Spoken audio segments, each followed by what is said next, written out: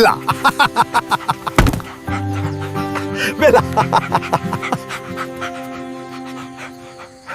මිත්‍රවරුනි 3% තියෙන පක්ෂයක් කවදාවත් ආණ්ඩු බලයක් ගන්න බෑ. මිත්‍රවරුනි ඔවුන් බැරි වෙලාවත් ආවොත් සමෘද්ධිය කපනවා, දේපල පවරා ගන්නවා, දීමනා කප්පාදු කරනවා, පෙරහැර නවත්වනවා. තව මාස 3කින් වැටෙනවා.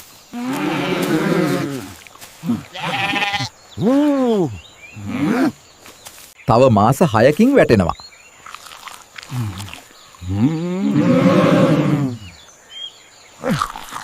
සැප්තැම්බරේ නව ජනාධිපතිවරයෙක් එනවා.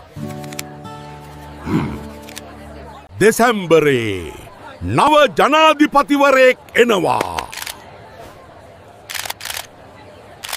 නෑ අපි කීවේ 2027 දෙසැම්බර් කියලා.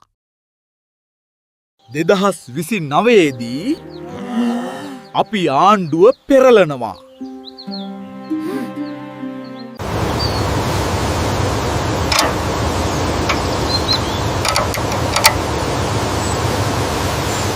දෙදහස් 50